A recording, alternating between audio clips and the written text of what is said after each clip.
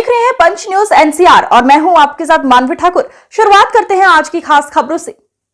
अधिक अपडेट्स के लिए बने रहिए पंच न्यूज एनसीआर के साथ। चैनल को लाइक, शेयर, सब्सक्राइब करें और बेल आइकन दबाना बिल्कुल न भूलें। युवा कांग्रेस जोधपुर देहात द्वारा डॉक्टर भीमराव अंबेडकर की 134वीं जयंती की पूर्व संध्या पर नगौरी गेट स्थित बाबा साहेब की प्रतिमा पर पूर्व राज्य मंत्री राजेंद्र सिंह सोलंकी, महापौर कुंदी देवड़ा ने दीप प्रज्वलन कर युवा कांग्रेस कार्यकर्ताओं के साथ दीपोत्सव कार्यक्रम आयोजन में शामिल होकर भारत रत्न डॉक्टर अंबेडकर की पुष्पांजलि अर्पित कर याद किया।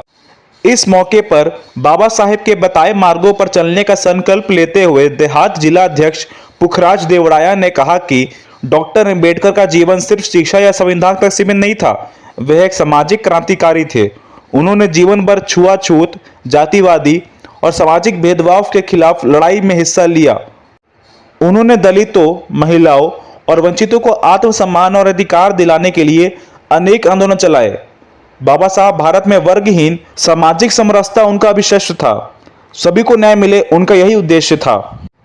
इस दौरान डॉक्टर हेम सिंह गहलोत, पूर्व जिला अध्यक्ष रामनिवास बुद्धनगर, पार्षद अरविंद गहलोत, शेर मोहम्मद, पूर्ण प्रकाश मेघवाल, चैतन जयपाल, सुमन दिवारिया, रवि खींची, वसीम आफरीदी, मोहन लीलावत, सहबाज ईरानदर, अनीता परिहार, अशोक भाटी, गौरव गहलोत, दिनेश पिंटू, सारस्वत राहुल, महेंद्र जालवानी, महिपाल कछवाहा, दिनेश लीलावत इत्यादि के साथ कई कार्यकर्ता उपस्थित।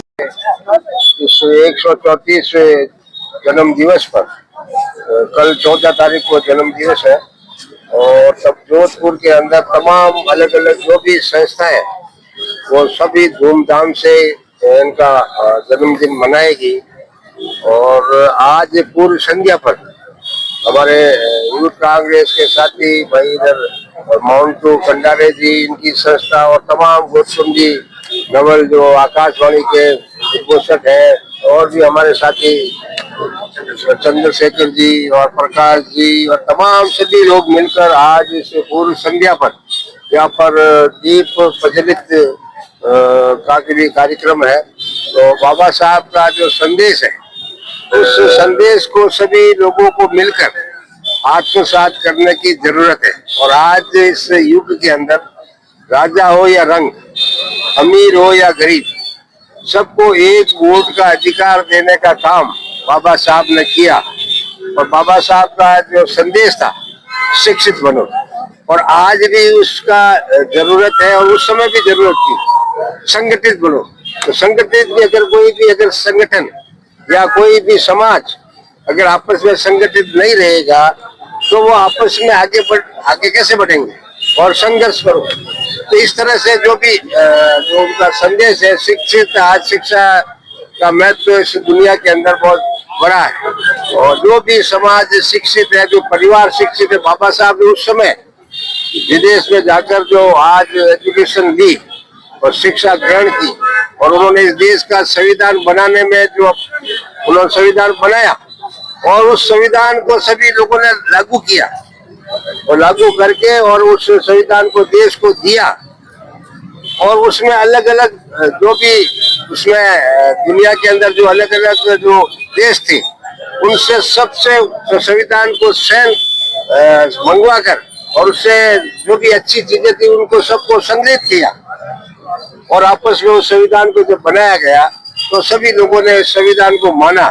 और अब संविधान को मानने वाले सभी लोगों को आज मिलकर उन ताकतों से मुकाबला करने की जरूरत है जो ताकतें बाबा साहब के संविधान को खत्म करना चाहती है। उसके लिए संघर्ष करने की जरूरत है। तो खाली उसका आज मिसयूज इस देश के अंदर हो रहा है, उसको भी सभी लोगों को समझने की जरूरत है।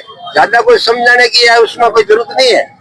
पर बाबा साहब का संविधान अगर कायम नहीं रहेगा तो ये देश भी कायम नहीं रहेगा। ये स्थिति है। इसलिए मैं आप लोगों से, सबसे नौजवानों से, जो भी युवा साथियों और सभी संगठन के सभी साथियों से गुजारिश करता हूँ कि बाबा साहब के संविधान को अपनों को कायम रखने के लिए अपनी महत्वपूर्ण भूमिका निभाने की जरूरत है। धन्यवाद।